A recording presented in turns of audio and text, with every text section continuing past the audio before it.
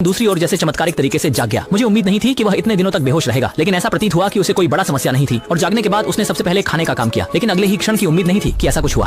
भीषण दृश्य हुआ। केन, जो अभी अभी बड़ी भूख से खा रहे थे, अचानक थम गए और फिर उन्होंने जोर जोर से उल्टी करना शुरू कर दिया और फिर उनका शरीर बेकाबू होकर झटका खाने लगा और सभी ने देखा क्या कर रहा था और उसने तुरंत ही उसके मुंह में एक चम्मच डाल दी ताकि वह खुद को काट ना ले। लेकिन स्पष्ट रूप से उन्होंने गलत दिशा में कदम उठाया। तभी अचानक केन का पेट फट गया और उसके शरीर से एक मुट्ठी के आकार का एलियन बाहर आ गया और हर कोई इतना डर गया कि वे बस उस राक्षस को अपने आंखों के सामने आते देखते रहे। अब हमें क्या करना चाहिए? जो लोग तुरंत प्रतिक्रिया देते हैं उन्होंने अपने हथियार उठाए और बड़े स्पेसशिप में उसे खोजने लगे। लेकिन ऐसा लगता था कि राक्षस घेराबंदी में प्रजनन करने की कोशिश कर रहा था। लंबे समय तक खोज के बाद एक कांपते हुए निगलने वाले जानवर को छोड़कर उन्होंने महामारी का कोई निशान भी नहीं पाया। फिर से क्राइसालिस के हस्तक्षेप से बचने के लिए दाजुआंग ने बुरेट को आदेश दिया कि वह क्राइसालिस को पकड़े। जैसा कि उम्मीद की जा रही थी, मरम्मत करने वाला बुरेट बड़ी मुसीबत में पड़ने वाला था। जब उसने हैंगर तक क्राइसालिस का पीछा किया तो अगले ही क्षण उसने फर्श पर एक अजीब चीज देखी और वो थी वह खोल जिसे राक्षस ने निगल लिया था।